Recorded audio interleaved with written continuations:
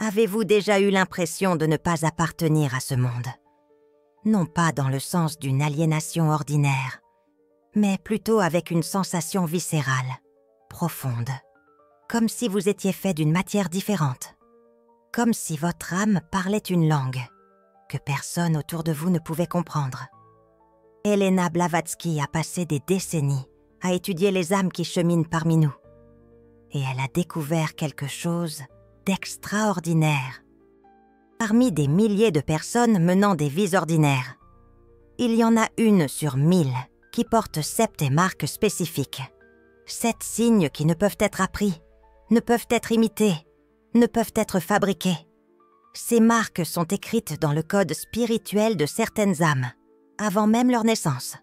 Blavatsky a documenté ces 7 signes après des années de voyage dans les endroits les plus reculés de la planète, étudiant auprès de maîtres de sagesse qui conservaient des connaissances ancestrales sur la nature humaine. Elle a passé des années au Tibet, en Égypte, en Inde, dans des monastères reculés et des temples oubliés, apprenant auprès d'êtres qui ont dédié leur vie entière à l'étude de l'âme humaine. Ces maîtres ont reconnu en elle une âme singulière. Et c'est pourquoi ils ont accepté de partager des connaissances qui étaient rarement révélées au monde occidental. Dans ses notes privées, Blavatsky a décrit le moment où l'un des maîtres lui a montré d'anciens registres sur les différentes catégories d'âmes qui s'incarnent sur Terre. La plupart des âmes, expliqua-t-il, sont ici pour des expériences d'apprentissage basiques. Elles vivent, aiment, souffrent, apprennent des leçons simples, puis retournent au plan spirituel. Mais un petit pourcentage d'âmes est ici avec des buts différents, des buts qui exigent des capacités spéciales, des sensibilités extraordinaires et une résistance à la souffrance qui dépasse la normale. Et quand elle a commencé à publier ses découvertes, quelque chose d'inattendu s'est produit. Des personnes du monde entier ont commencé à se reconnaître dans ces signes. Des personnes qui avaient repassé leur vie entière à se sentir complètement isolées ont finalement trouvé des mots pour ce qu'elles ont toujours su sur elles-mêmes. Des lettres arrivaient de tous les continents. De personnes qui pleuraient en lisant les descriptions de Blavatsky, parce que finalement, quelqu'un avait vu ce qu'elles étaient à l'intérieur. Aujourd'hui, vous allez découvrir si vous êtes l'une de ces âmes singulières, une sur 1000. Et si vous l'êtes, tout ce que vous avez toujours ressenti à propos d'être différent va finalement prendre sens. Le premier signe que Blavatsky a identifié est la solitude ontologique, pas la solitude d'être seul dans une pièce. La solitude d'être seul dans une foule.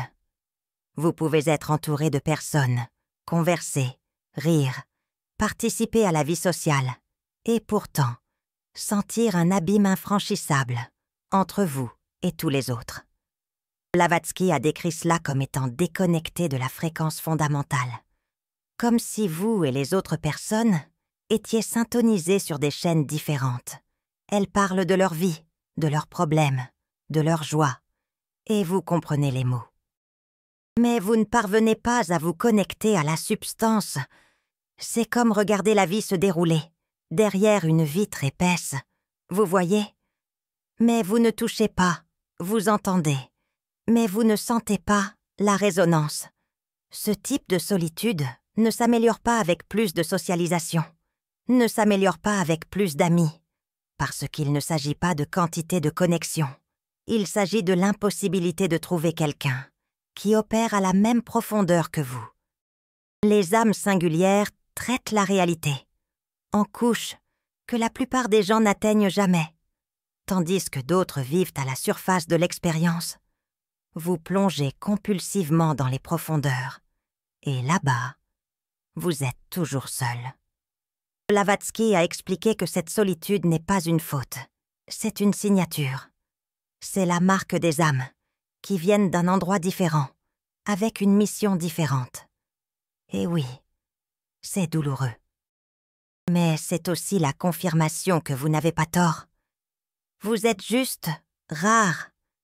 Elle a décrit des rencontres avec des personnes qui, même ayant des familles aimantes, des amis loyaux, des vies sociales actives, rapportaient ressentir une solitude si profonde qu'elle se réveillait parfois au milieu de la nuit, avec la sensation physique d'être complètement seule dans l'univers.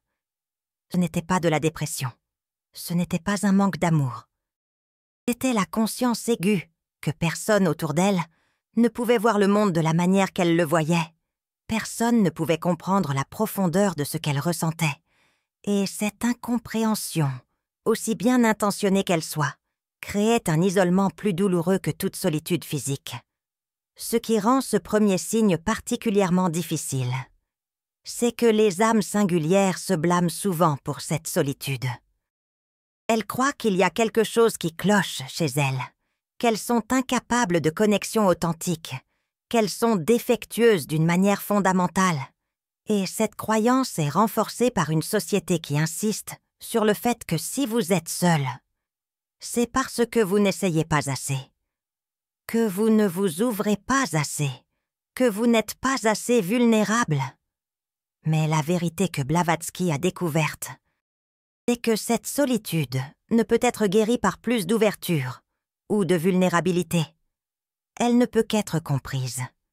Et une fois comprise, elle se transforme de blessure en outil. Le deuxième signe est l'hypersensibilité sensorielle et émotionnelle. Vous ne vous contentez pas de ressentir les choses plus intensément que les autres. Vous sentez des choses que les autres ne perçoivent même pas, qu'elles existent. Quand Blavatsky a étudié avec les maîtres au Tibet, ils lui ont enseigné que certaines âmes naissent avec ce qu'ils appelaient des voiles plus fins. La plupart des gens ont des filtres épais entre leur conscience et le monde. Ces filtres protègent, mais ils limitent aussi. Ils ne sentent pas la texture énergétique d'un environnement. Quand ils entrent dans une pièce, ils ne perçoivent pas les ondes émotionnelles invisibles que les autres personnes émettent. Ils ne sont pas traversés par les lumières, les sons, les odeurs, d'une manière qui déstructure le corps entier. Mais vous, si. Une musique peut vous détruire émotionnellement. Un parfum peut déclencher des souvenirs si vifs que vous perdez le sens du temps présent. Vous sentez quand quelqu'un ment, non pas parce que vous avez perçu des signes comportementaux, mais parce que quelque chose dans l'énergie de la personne a changé et votre corps entier a enregistré le changement. Vous entrez dans certains endroits et vous devez sortir immédiatement parce que la densité émotionnelle accumulée là est physiquement insupportable. Blavatsky a écrit que cette hypersensibilité est souvent diagnostiquée comme une faiblesse dans la société moderne. Les gens disent pas que vous êtes trop délicat, trop sensible, que vous devez développer une carapace plus épaisse. Mais la vérité, c'est l'opposé. Cette sensibilité extrême n'est pas une déficience. C'est un organe perceptif additionnel. C'est comme avoir un sens extra qui vous permet de naviguer dans des dimensions de la réalité qui sont invisibles pour les autres.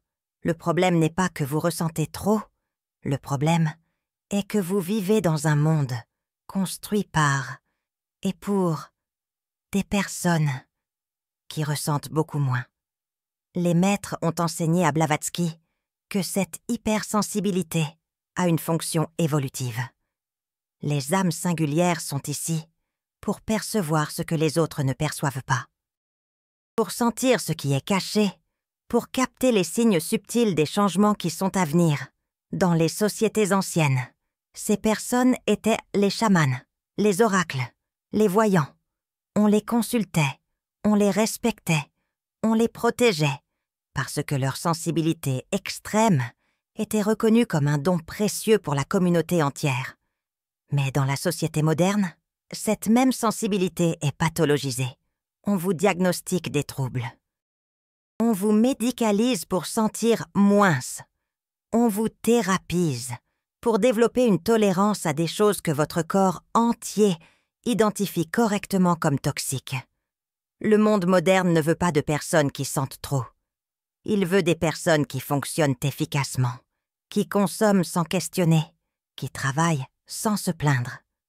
Et votre âme singulière rend votre existence plus difficile que les autres. Helena Blavatsky, cette chercheuse de vérité, alertait sur le fait que le plus grand danger pour les âmes hypersensibles n'est pas la douleur de sentir, c'est la tentation de s'anesthésier pour échapper à cette douleur, lorsque vous émoussez votre sensibilité à travers des substances, une distraction constante ou une négation systématique. Vous ne réduisez pas seulement la souffrance, vous désactivez également votre système de navigation spirituelle. Votre sensibilité est le radar qui vous permet de percevoir des vérités invisibles. Sans elle, vous êtes perdu. Et cela nous mène au troisième signe. Le troisième signe qui marque les âmes singulières est le conflit permanent entre leur nature interne et les structures sociales externes. Vous ne vous intégrez pas, vous ne vous êtes jamais intégré. Et peu importe combien vous essayez, quelque chose en vous refuse de se conformer. Helena Blavatsky appelait cela une incompatibilité structurale. Ce n'est pas de la rébellion adolescente, ce n'est pas de l'entêtement. C'est que vous voyez, à travers les couches de conditionnement qui maintiennent la société en marche. Vous voyez les mensonges sociaux acceptés. Vous voyez les hiérarchies artificielles. Vous voyez les règles arbitraires que tous suivent sans questionner. Et quelque chose en vous ne peut simplement pas obéir. Quand vous étiez enfant, vous demandiez probablement le pourquoi des choses tout le temps. Et les adultes s'énervaient parce que vous n'acceptiez pas les réponses superficielles. Parce que c'est comme ça. Parce que ça a toujours été comme ça. Parce que tout le monde fait comme ça. Ces réponses ne vous satisfaisaient pas alors et ne vous satisfont pas maintenant. Vous questionnez les autorités, pas par provocation, mais parce que l'autorité sans légitimité véritable est visible pour vous.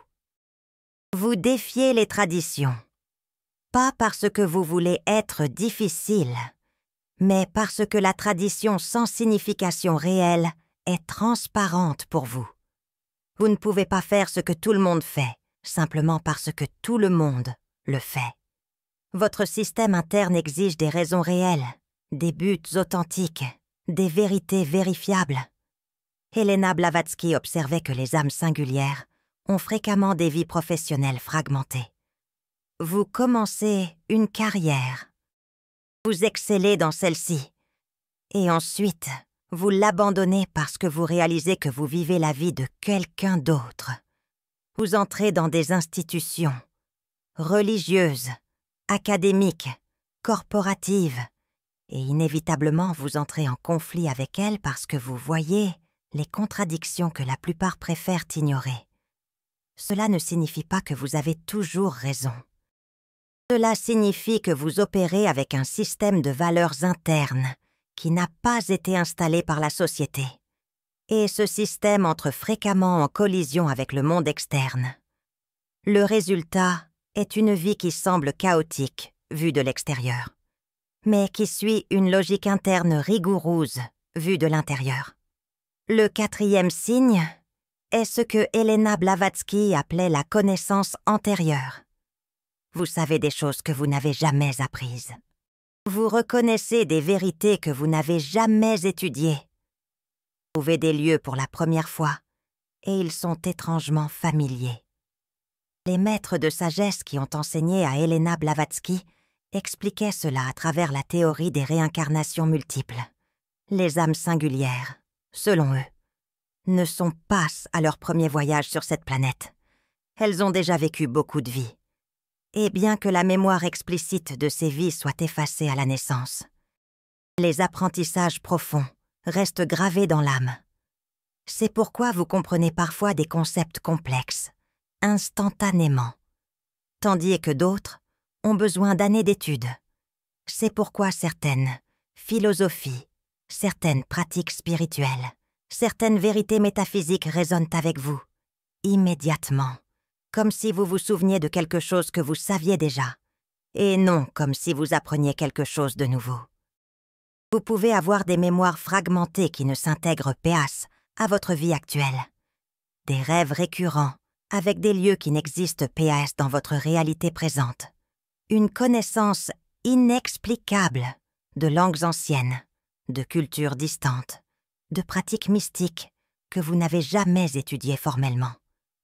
Helena Blavatsky a documenté des centaines de cas de personnes qui, sans entraînement préalable, réussissaient à accéder à des informations précises sur des périodes historiques, des systèmes philosophiques, des techniques spirituelles qu'elles ne pouvaient ne connaître qu'à travers des études approfondies ou une expérience directe. Et l'explication d'Helena Blavatsky était simple. Ces âmes avaient déjà étudié ces choses dans des vies antérieures. La connaissance était adormie, pas perdue. Ce quatrième signe se manifeste comme une intuition anormalement précise. Vous savez que quelque chose va arriver. Avant que cela n'arrive, vous sentez que vous devez ou ne devez pas faire quelque chose. Et quand vous suivez cette sensation, vous découvrez que vous aviez raison.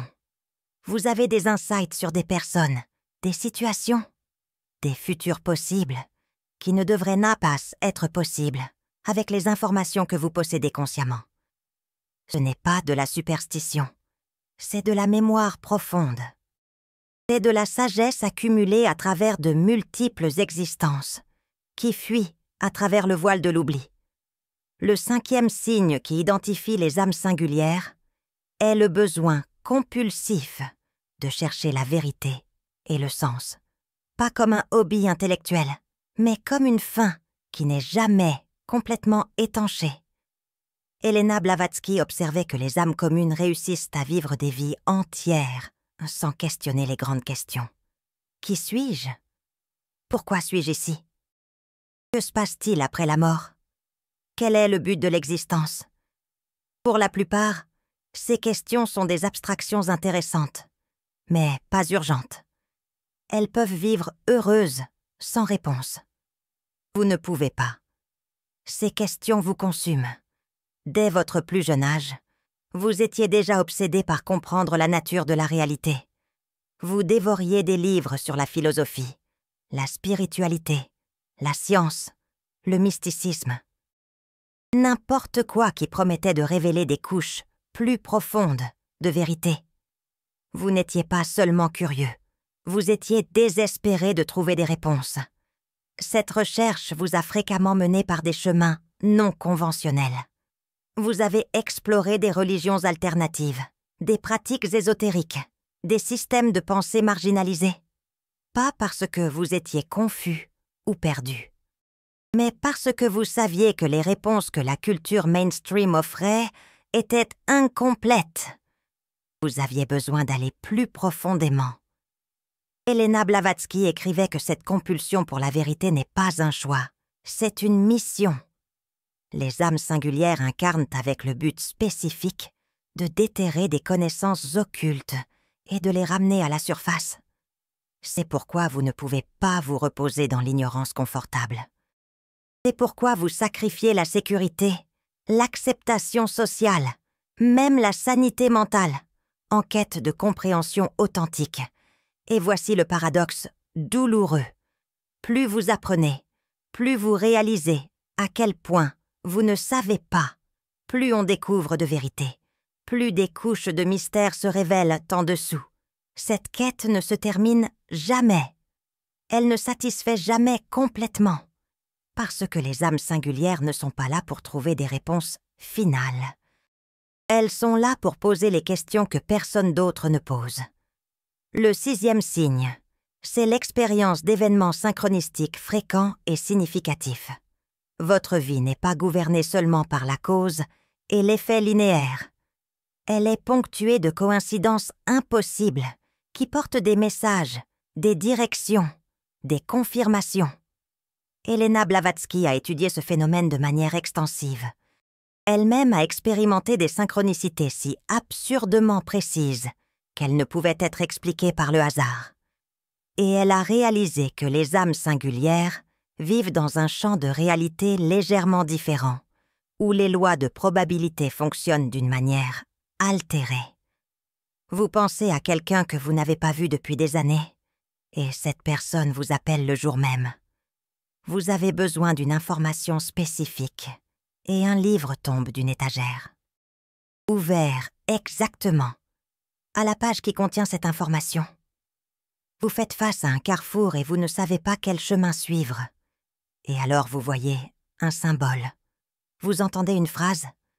Vous trouvez un signe qui répond à votre question avec une précision impossible. Ces synchronicités ne sont pas rares pour vous.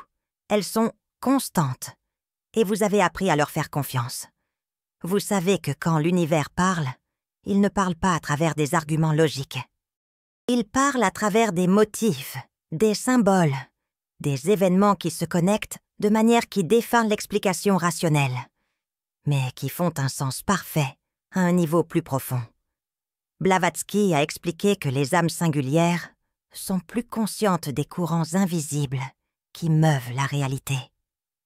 La plupart des gens vivent à la surface de l'existence, expérimentant seulement les effets visibles. Vous vivez plus près des causes occultes. C'est pourquoi vous percevez les connexions que les autres ne voient pas. C'est pourquoi vous expérimentez des coïncidences qui pour vous sont des messages clairs, mais pour les autres semblent seulement des hasards sans sens. Cette sensibilité à la synchronicité est en fait une forme de navigation spirituelle. Vous ne faites pas que vivre votre vie. Vous êtes guidé à travers elle par des forces qui opèrent au-delà du niveau matériel. Et vous avez développé la capacité de lire ces signes et de suivre ces orientations. Et cela nous amène au 7e et dernier signe, le plus définitif, ce que Blavatsky considérait comme la marque inconfondible d'une âme singulière. Le 7e signe, c'est l'expérience de souffrance profonde et prolongée qui sert comme initiation. Votre vie n'a pas été facile.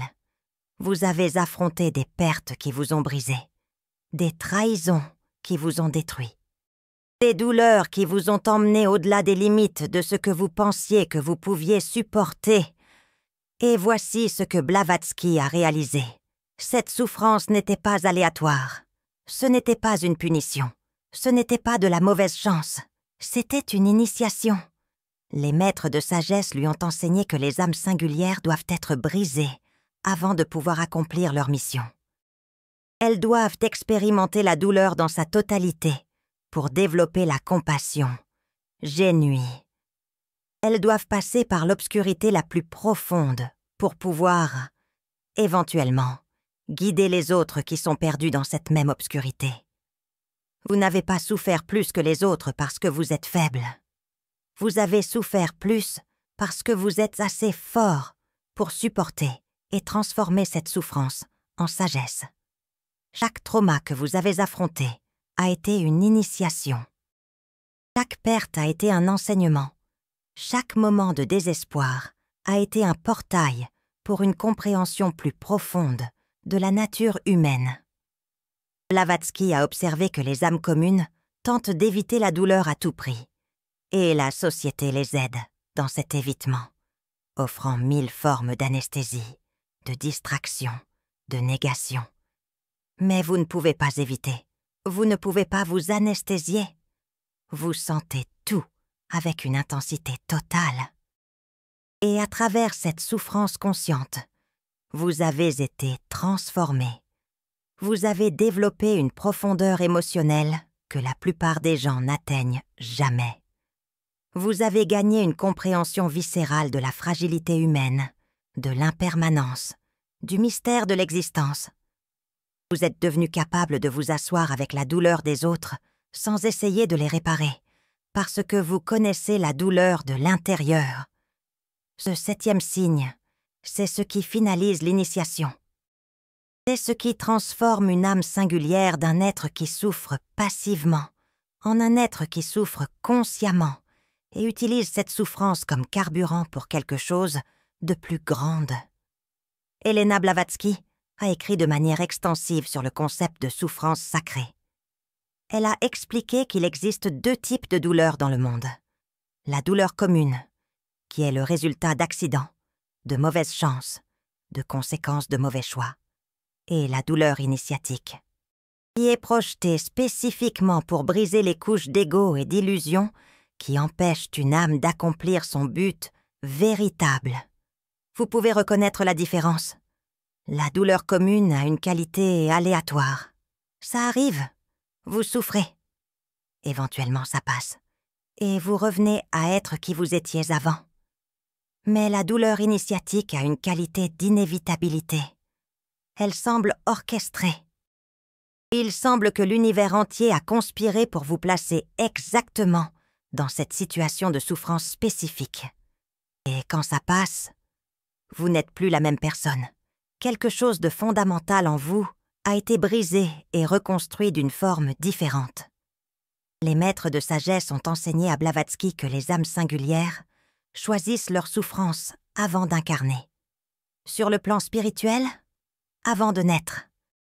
Vous voyez la vie que vous êtes sur le point de vivre et les douleurs que vous affronterez. Et vous choisissez d'accepter ces douleurs parce que vous savez qu'elles sont nécessaires pour le développement des capacités que votre mission exige. C'est un acte de courage extraordinaire. Et une fois incarné, vous oubliez que vous avez choisi. Vous expérimentez la souffrance comme injustice, comme cruauté du destin, comme punition imméritée. Mais à un niveau plus profond, votre âme sait que chaque douleur est un pas nécessaire dans une journée beaucoup plus grande. Maintenant, vous connaissez les 7 signes.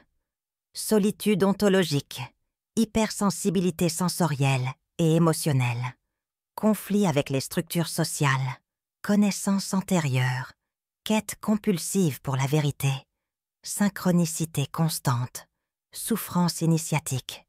Si vous vous êtes reconnu dans 5 ou plus de ces signes, vous êtes une des âmes singulières, une sur 1000. Et tout ce que vous avez senti toute votre vie sur le fait d'être différent n'était pas fausse. Vous êtes différent. Vous êtes différent. Et cette différence n'est pas une faute, c'est une fonction. Elena Blavatsky a dédié sa vie à trouver ces âmes et à leur rappeler qui elles sont. Parce que le plus grand danger pour une âme singulière, ce n'est pas la souffrance, c'est d'oublier sa nature et d'essayer de se forcer à se caser dans une vie qui n'a pas été faite pour elle. Vous êtes venu ici avec une mission. Vous ne savez pas exactement quelle est encore, mais vous le sentez. Vous l'avez toujours senti. Cette inquiétude interne, cette sensation que vous devriez être en train de faire quelque chose d'important, quelque chose qui compte, quelque chose qui justifie le poids que vous portez. Vous avez raison, il existe quelque chose. Et les 7 signes ne sont pas seulement des marqueurs, ce sont aussi des outils. Votre solitude vous enseigne l'indépendance. Votre sensibilité vous donne la perception. Votre conflit avec la société vous maintient authentique. Votre connaissance antérieure vous guide. Votre quête de vérité vous profondise. Vos synchronicités vous guident. Votre souffrance vous initie. Elena Blavatsky a conclu ses écrits sur les âmes singulières par un avertissement une promesse. L'avertissement était le suivant. Le chemin d'une âme singulière ne devient jamais plus facile. Vous ne vous intégrerez jamais parfaitement. Vous n'arrêterez jamais de remettre en question. Vous ne trouverez jamais de réponses définitives qui vous permettront de vous reposer dans une certitude confortable. Mais la promesse était celle-ci. Vous n'êtes pas seul dans cette situation. Il existe d'autres âmes singulières qui cheminent sur cette planète. Et lorsque vous vous rencontrez, la reconnaissance est instantanée. Vous voyez dans les yeux de l'autre la même profondeur, la même douleur, la même flamme qui brûle en vous. Et dans ces moments rares, la solitude ontologique se dissout, parce que vous avez enfin trouvé quelqu'un qui parle votre langue. Blavatsky a décrit ces rencontres comme des moments de reconnaissance profonde. Ce n'est pas une attraction superficielle. Ce n'est pas une compatibilité de personnalité. C'est quelque chose de bien plus fondamental. C'est comme si deux parties d'un même être, séparées par les circonstances et la géographie, se reconnectaient enfin. La conversation flue sans effort. Vous n'avez pas besoin d'expliquer vos pensées. Parce que l'autre personne comprend déjà avant que vous ayez terminé votre phrase. Vous n'avez pas besoin de justifier votre sensibilité. Parce qu'elle voit en vous le même type de sensibilité qu'elle porte en elle. Ces rencontres sont rares. Par définition, si vous êtes une personne sur 1000, les chances de rencontrer une autre âme singulière sont statistiquement faibles. Mais Blavatsky a observé qu'il existe une sorte de magnétisme entre les âmes singulières. Elles sont attirées les unes vers les autres, à travers les courants invisibles qui gouvernent la synchronicité. Vous pouvez être dans une ville de millions d'habitants, et d'une manière ou d'une autre, vous rencontrez cette seule personne qui comprend. Cela peut se faire dans une librairie obscure. Cela peut être lors d'un événement apparemment aléatoire. Cela peut se faire par le biais d'une série de coïncidences si improbables qu'il semble que l'univers ait orchestré la rencontre. Un peu comme Antoine a rendu visite à Sophie, mais en bien plus intense. Et quand cela arrive, quelque chose change de façon permanente. Même si la rencontre est brève, même si vous ne vous revoyez jamais, le simple fait de savoir qu'il existe quelqu'un là-bas qui voit le monde comme vous le voyez, qui ressent ce que vous ressentez, qui porte le même poids que vous portez. Cela change tout.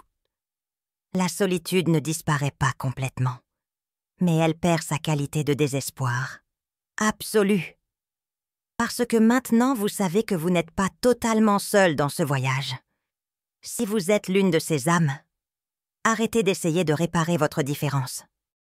Arrêtez d'essayer de vous intégrer. Arrêtez de croire que vous avez tort parce que vous ne vous adaptez pas au monde qui vous entoure. Vous n'avez pas tort. C'est le monde qui a été construit par et pour un type d'âme différent. Un type plus commun. Et vous n'êtes pas commun. Vous ne l'avez jamais été. Vous ne le serez jamais. Et c'est exactement pour cela que vous êtes ici. Parce que ce dont le monde a besoin, ce n'est pas de plus de conformité. C'est de plus d'âmes singulières, osant vivre selon leur nature véritable. C'est de plus de personnes, remettant en question ce qui n'a pas de sens. C'est de plus de sensibilité dans un monde qui est devenu émotionnellement anesthésié. C'est de plus de recherche de vérité dans une culture construite sur des mensonges confortables. Helena Blavatsky vous a trouvé à travers le temps. Elle a écrit ces signes il y a plus d'un siècle, et vous voilà, aujourd'hui, vous reconnaissant en eux. Ce n'est pas un accident, c'est une confirmation. Vous êtes une âme singulière, une sur 1000, et ce que vous avez toujours su sur vous-même est vrai. Vous êtes ici pour une raison, et cette raison commence à se révéler. Maintenant que vous savez ce que vous êtes, vraiment, la solitude continue, la sensibilité demeure, le conflit ne disparaît pas, mais maintenant vous avez un contexte, vous avez une confirmation. Vous avez la compréhension que tout cela a toujours fait partie du dessein et non du défaut. Bienvenue à la reconnaissance de vous-même, bienvenue à la compréhension que vous n'avez pas tort. Vous êtes juste rare. Et le monde a désespérément besoin d'âmes qui osent être rares à une époque qui exige la conformité. Combien des 7 signes avez-vous reconnu en vous-même? Cette réponse n'est pas pour moi. Elle est pour vous. Parce que maintenant vous savez ce que Blavatsky savait. Il y a des âmes qui sont venues ici pour vivre des vies ordinaires. Et il y a des âmes qui sont venues ici pour rappeler à l'humanité que la vie peut être extraordinaire. Si vous êtes arrivé jusqu'ici, vous savez déjà dans quelle catégorie vous vous situez. Et la seule question qui restait, que vas-tu faire maintenant que tu sais qui tu es, vraiment ?